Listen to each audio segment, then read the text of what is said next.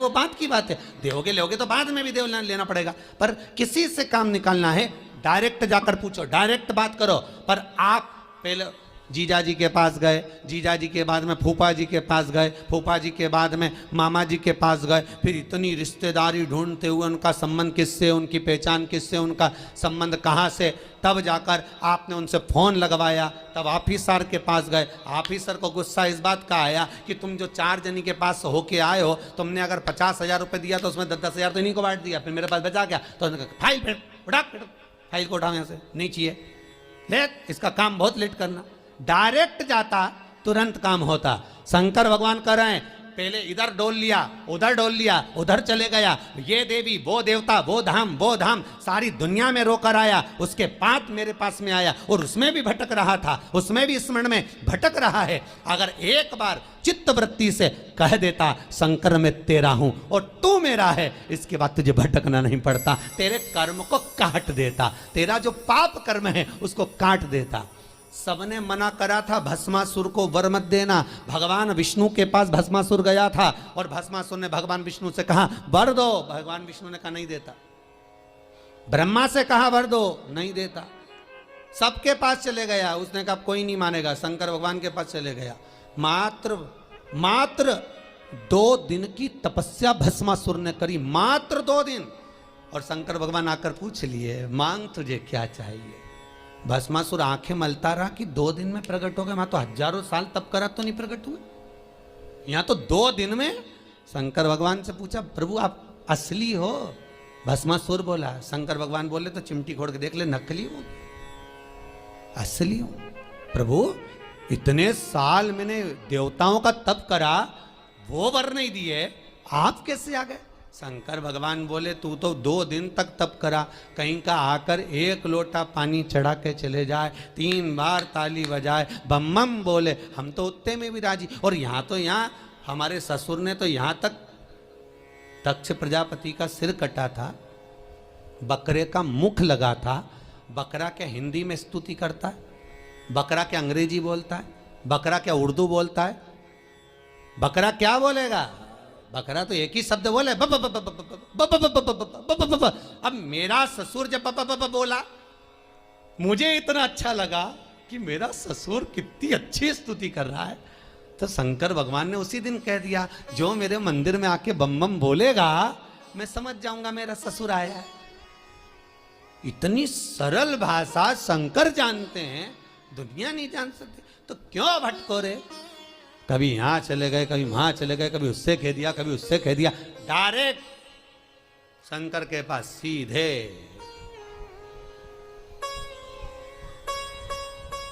सीधे बोले। फिर लोग भले कहें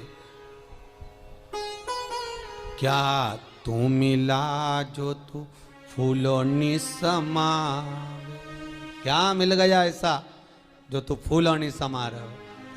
एक ही मंत्र महान गुरु मेरो समरथ है।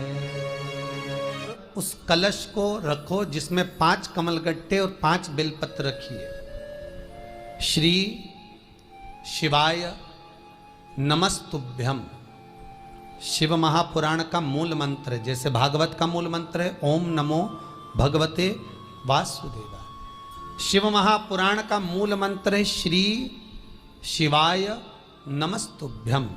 इस मंत्र का 5 बार स्मरण कर कर आपको जो तकलीफ है उसको हृदय चित्त से धरकर मस्तक से कलश को लगाकर किसी एकांतेश्वर महादेव पर,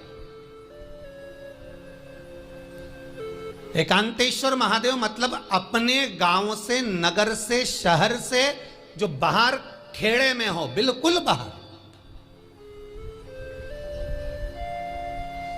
जिस शिवलिंग पर कोई पूजन करने ना जाता हो, एकांत में बैठे हो, जंगल में बैठे हो, कहीं किसी वृक्ष के नीचे विराजमान हो, ऐसे एकांतेश्वर महादेव पर अपनी कामना कर कर वो जल समर्पित कर दो। 1 बेलपत्र 1 कमलगट्टा उठाकर अपने घर पर लेकर आ जाओ। जो तकलीफ बहुत ज़्यादा हो रही है 5 दिन में आपको मालूम पड़ जाएगा, 5 दिन में अंतर आ जाएगा। शिव का अनुमोदन करो, शंकर का स्मरण करो। महाराज, ये अश्विन का जो अधिक मास है 183 वर्ष के बाद वापिस आएगा। योग, ये योग पहले मिल जाता 19 वर्ष में, पर अब मिलेगा 183 वर्ष।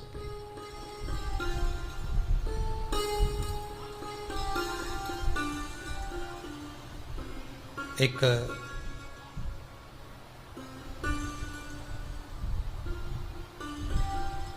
किन्हीं माता जी का एक प्रश्न था, वो ध्यान में नहीं आ रहा है वो कहाँ से थी, कि उन्होंने एक प्रश्न किया था, व्हाट्सएप पर लिखा हुआ आया था कि उनके घर में कोई बहुत ज़्यादा बीमार पड़ा हुआ है और बहुत बुजुर्ग है, लगभग 90-95 साल की हैं और शरीर गल गया, शरीर में अब कीड़े पड़ रहे हैं। सिस्टर को बुलाते हैं, डॉक्टर को बुलाते हैं, तब उनको साफ करते हैं, शरीर इतना गल चुका। उसके लिए क्या करना चाहिए? एक निवेदन करूंगा, एक भगोनी में गेहूं रख लीजिए, एक पात्र में गेहूं, जो बहुत बुजुर्ग हो चुकी हैं, कीड़े पड़ रहे हैं शरीर में, आपने एकादशी दे दी, गीता जी करवा दी, पाठ करवा दिया, गौदान करवा दिया, मोक्ष करवा दिया, सब कुछ करवा दिया, तो भी मुक्ति नहीं मिल रही है, तो पात्र में गेहूं रखकर उन माता जी की सीधे हाथ की 3 उंगलियां उस गेहूं में डालकर उनका नाम और गोत्र बोलकर वो गेहूं गाय को खिला दीजिए। पात्र किसी गरीबड़े को, भिक्षुक को दे दीजिए। महाराज 3 या 4 दिन में मोक्ष प्राप्त हो जाता है। इतनी अगर भोग रही हैं तो कर सकते, इतना कष्ट अगर भोग रही हैं कि शरीर गल चुका है, कीड़े पड़ रहे हैं शरीर के अंदर और सारी खाल टपक टपक कर गिर रही है, तो उनकी मुक्ति हो, उनका मोक्ष हो। आज माता जी कह रही थी कि हमने गीता जी सुना दी, पाठ कर दिया, सब कुछ कर दिया, गौदान करा दिया, सब करा दिया, पर मुक्ति नहीं हो।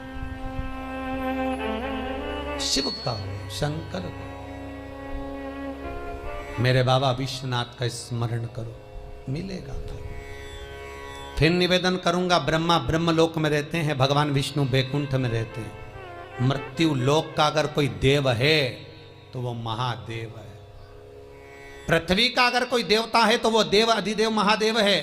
पर हमारी आदत है, हम पड़ोस की काकी आती है तो उसको प्रणाम करते हैं, मासी सास आती है तो उसको नमन करते हैं, चाची सास आती है तो उसको नमन करते हैं, और घर में सास बैठी रहती है उसको कभी नमन नहीं करते। आदत है ना हमारी। दूसरों को तो हम प्रणाम कर लेंगे पर घर की सास को नमन नहीं कर पाते। उसी तरह हम भगवान विष्णु का स्मरण कर रहे हैं, ब्रह्मा का स्मरण कर रहे हैं, सारे 33 कोटि देवताओं का स्मरण कर रहे हैं, पर भूलोक का इस देव अधिदेव महादेव का हम कितना स्मरण कर रहे हैं। हम तो भगवान शंकर के मंदिर में भी जाते हैं तो छल करते हैं। गए मंदिर में, वहां का लोटा उठा लिया, पानी भर लिया, शंकर जी को चढ़ा दिया, लोटा दूसरे का, पानी दूसरे का, मंदिर भी दूसरे का, पानी चढ़ा दिया बस। और इतनी सात्वित्ववान सिर पे पल्लू मल्लू रे कि ऐसे पानी चढ़ाए। शंकर भगवान भी सोचे काय को नौटंकी करे रे, काय को नाटक करे। पानी दूसरे का, लोटा दूसरे का, शंकर जी पे चढ़ा रही। अगर शंकर को जल चढ़ाना है तो घर से लेकर जा, लोटा भी घर से लेकर जा। और अगर मंदिर का पानी लिया है, मंदिर का लोटा लिया है, तो 1 रुपये लोटे का किराया और 1 रुपये जो लाइट जली, पानी भरा जिस पुजारी ने, उसका 2 रुपया दान पेटी में डाल, तब जाकर तू शंकर को पानी चढ़ाएगी। तब शंकर उस जल को स्वीकार करता है। किसी की लगी लगाई थाली मिल जाए पूजन की और तुम सिर पे पल्लू लेके कुंकू चावल रोली बोली सब चढ़ा दो, और बेचारी वो बाद में आए तो देखे तो यहाँ सब साफ, तो क्या भगवान स्वीकार करेगा? भगवान ऐसा स्वीकार नहीं करे। फिर निवेदन है, बरसाती मेंढक मत बनो रे, अच्छे से सेवा करो, थोड़ी करो पर अच्छी करो। घर से पानी लेकर जाओ।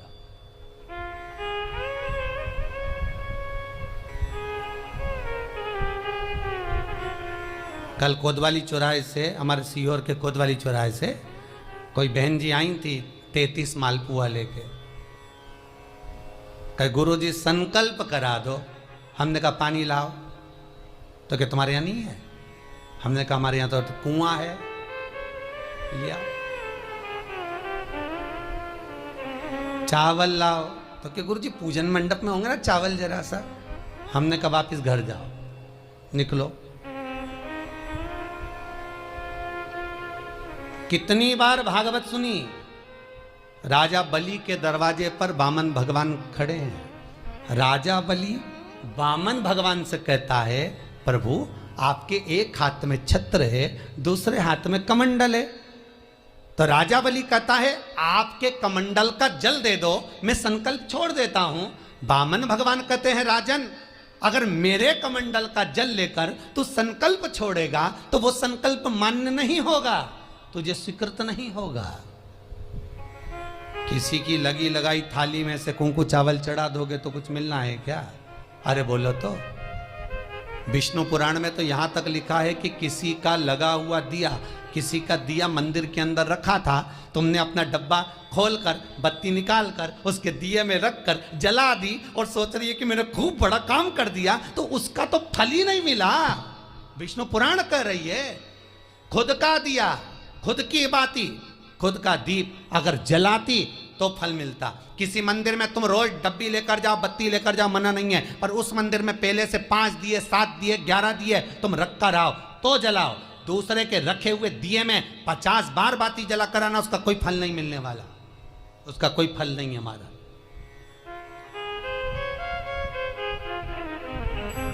खुद का जल लेकर जाओगे, खुद का लोटा लेकर जाओगे तो फल। यहां तो स्वयं भागवत कह रही है, राजा बलि के सामने वामन भगवान कहते हैं, राजन तेरे कमंडल को लेकर आ, उससे संकल्प छोड़, अगर मेरे जल का संकल्प छोड़ेगा तो उसका कोई फल नहीं मिलने वाला। राजा बलि अंदर गया, जाकर भी उसने कर्म बेकार कर दिया। राजा बलि ने क्या, कमंडल लाना था खुद का, उठा लाया शुक्राचार्य जी का।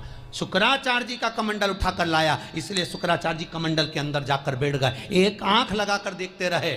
जल बाहर नहीं निकलने दिया शुक्राचार्य जी ने कि मेरे कमंडल का जल कैसे निकल जाए भला। फिर भी राजा नहीं माना, तब एक कुसा खींचकर उसकी टोंटी में दी तो शुक्राचार्य जी की आंख फूट गई। शुक्राचार्य जी ने कहा, राजा बलि तू जान नहीं पाया, मेरे कमंडल का जल लेकर गया और मेरी आंख फूटी है, मैं तुझे श्राप देता हूं कि तू सत्ता से विहीन हो जाएगा। राजा बलि की पूरी सत्ता चली गई, पूरी सत्ता मात्र कमंडल के जल के कारण चली गई। तो आप अगर दान करने जा रहे हो, आप कन्यादान करने जा रहे हो, आप गौ दान करने जा रहे हो, आप वस्त्र दान करने जा रहे हो, आप मालपुए का दान करने जा रहे हो, आप स्वर्ण दान करने जा रहे हो, तो जल चावल आपका होना चाहिए, संकल्प आपका होना चाहिए, दूसरे का नहीं। इसलिए नैमिषारण्य में जो 108 शिव महापुराण की पोथी बिठाई, तो वहां जो संकल्प छूटा आपके घरों में छुड़वाया, घर के अंदर। और 15 अक्टूबर को जो शिवरात्रि का उत्सव रात्रि को 9:20 से 10:20 पर इसी टीवी चैनल पर जो हम कराएंगे, उसका संकल्प आप अपने घर में बैठकर छोड़ना, यहां नहीं, अपने घर में। और अगर कोई यहां आता भी है तो साथ में पानी की बोतल लाओ, चावल लाओ, पूजा की थाली लाओ, फिर बैठो। अपना संकल्प अपना होना चाहिए, उसका फल हजारों गुना प्राप्त होता है। दूसरे का जल, दूसरे का चावल स्वीकार कर लिया, उससे फल की कामना नहीं है हमारा, मिलता नहीं। फिर भले 4 घंटे तक तुम ढोलक बजा बजा के गाओ, तांबा का हंडा में तातो धरा पानी, और नींद आए भोला नवा के रहूंगी, भोले को अपना बना के रहूंगी। शंकर भगवान जी बोले पूरी रात गाए तो भी नहीं आऊं मैं, तो गाय को है भोलेनाथ। शिव को मनाने के लिए आडंबर की जरूरत नहीं है, शंकर को मनाने के लिए बहुत साधना करने की भी जरूरत नहीं है। शंकर तो कहते हैं 3 बार ताली बजा दो, बम बम बोल दो, उतने में भी राजी हूं। पानी नी भी चढ़ाए चलेगा, ताली नी भी बजाए चलेगा, बम बम नी भी बोला चलेगा। शंकर का शिव महापुराण की कथा कहती है, इतना भी ना बने तो मेरे मंदिर के सामने से निकल कर चले जा, उतने में भी कल्याण कर दूंगा। ये भी ना बने तो मेरे मंदिर का शिखर देख ले, शिखर दर्शनम सर्व पाप नाशनम, मात्र शिखर का दर्शन कर लेने पर भी मैं तेरे पाप छिन्न कर देता हूं, समाप्त कर देता हूं, तेरी जिंदगी खुशियों से भर। शिव करें उतने में भी संतुष्टि है।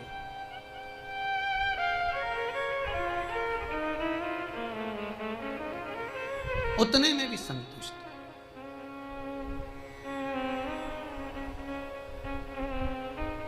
शंकर का अनुमोदन करने वाला, शिव का स्मरण करने वाला है। तो अगर मालूम पड़े प्रारब्ध के कारण, कोई कर्म के कारण हमें मिल भी रहा है, तो वो समाप्त होगा, वो मिटेगा। और बाबा से कहते रहना ना, भोला सब दुख काटो मारा। बाबा बस कृपा कर कर मेरे दुखों को काटिए। बाबा बोले शिव, उस बुजुर्ग से कहते हैं तुम्हें कर्म का भोग भोगना पड़ेगा। बाबा ये कर्म का भोग मनुष्य क्यों भोगता है? शंकर कहते हैं पूर्व में जो कर कर आए हो उसके अनुसार फल मिलता है।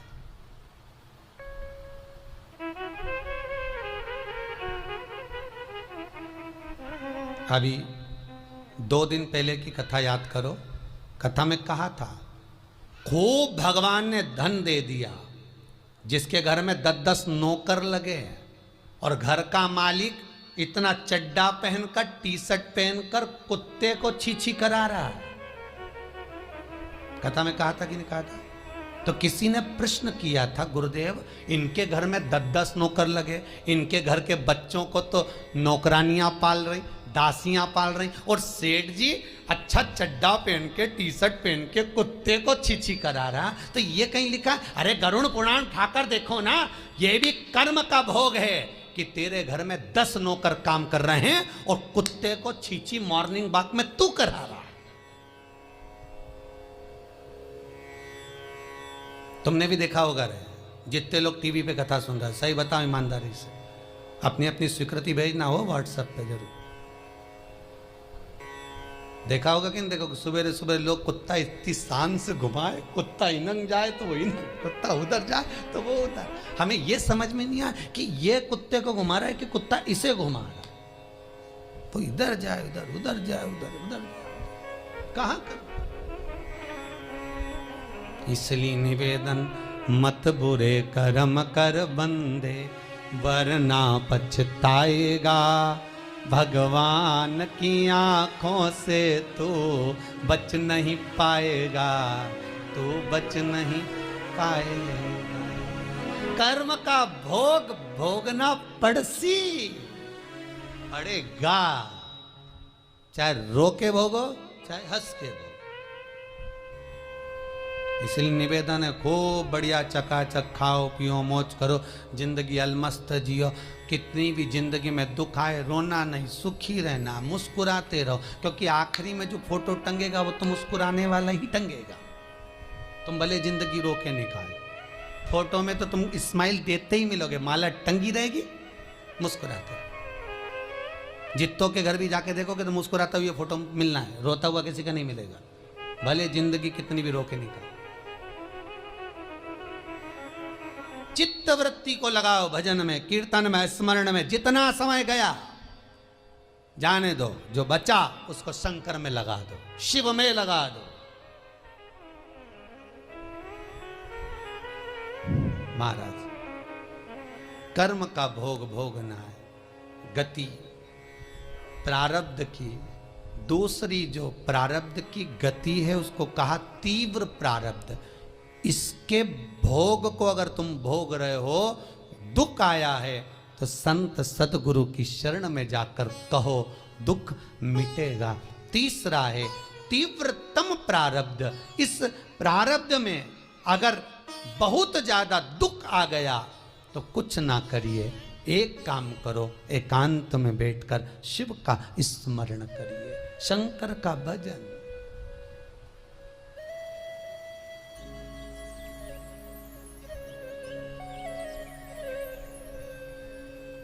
बटकेश्वर महादेव और पिपलेश्वर महादेव,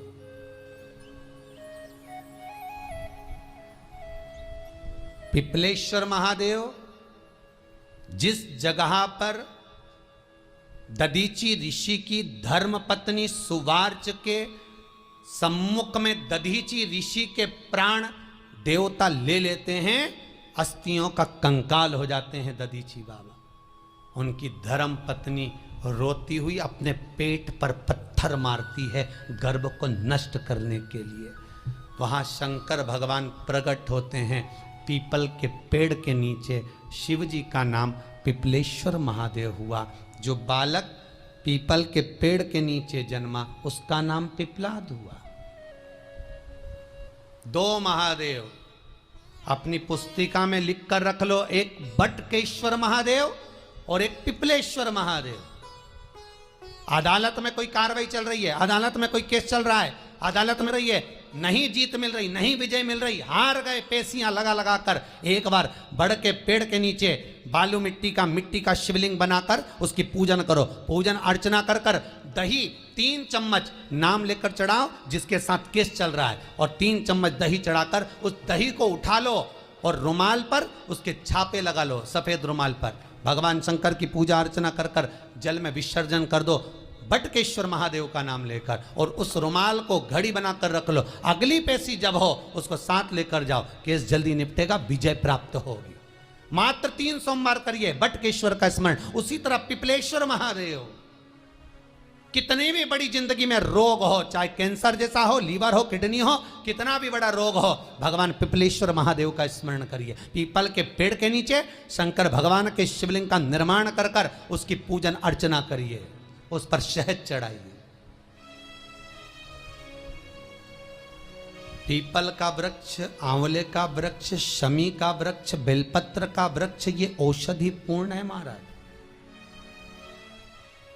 डॉक्टर ने कह दिया डायलिसिस कराना जरूरी है, तो एक बार इस शिव महापुराण का उपाय जरूर करना।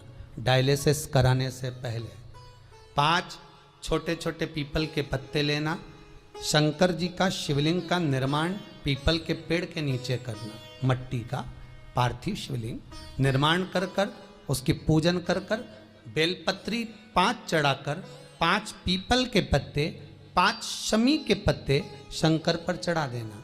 आरती पूजन करना, शमी का पत्ता बेलपत्र छोड़कर 5 पीपल के पत्ते उठा लेना। जिस व्यक्ति को डायलिसिस का बोला है उस व्यक्ति को 5 पत्ते पीस कर छान कर पिला देना। 3 दिन बाद फिर जाकर डॉक्टर को चेक करवाना, डॉक्टर डायलिसिस का मना कर देगा, लीवर किडनी अपना काम करना प्रारंभ कर देगा। पिपलेश्वर महादेव की पूजन, पीपल के पत्ते की औषधि जीवन का सुख दे जाती है। कोई पिपलेश्वर महादेव सहज नहीं है महाराज। कितना विचित्र वर्णन है, प्रैक्टिकल जरूर करना। सीओर वाला महाराज कहीं झूठ तो नहीं बोल रहा, और व्हाट्सएप पे लिखकर भी भेजना करा कि नहीं करा, क्योंकि शिव महापुराण की लेखनी है। वेद व्यास जी महाराज वर्णन करे, गलत नहीं कर सकते। किसी को बहुत खून निकल रहा है, बहुत एक्सीडेंट हो गया, खून पर खून निकल रहा है, उसको अगर होश है और वो होश में है तो 5 पीपल के पत्ते किसी भी वृक्ष के तोड़कर पिपलेश्वर महादेव का नाम लगकर उसको खिला दो, चबा चबा कर, उसी समय खून निकलना बंद हो जाए, रक्त बंद। पिपलेश्वर महादेव का मात्र स्मरण ही सुख दे जाता है, आनंद की अनुभूति करा देता है। मात्र पिपलेश्वर महादेव। बहुत बड़ा ऑपरेशन कराने जा रहे हो तो उसके 15 दिन पहले पिपलेश्वर महादेव का पूजन कर कर, अर्चना कर कर, भगवान शिव का स्मरण कर कर, पीपल के पत्ते की माला बनाकर हनुमान जी को चढ़ाकर फिर ऑपरेशन के लिए जाओ, जिससे दूसरी बार ऑपरेशन की जरूरत ना पड़े। शरीर का जिसका ऑपरेशन है वो अच्छा हो जाए। श्रेष्ठ पिपलेश्वर महादेव, भगवान शिव औघड़ दानी।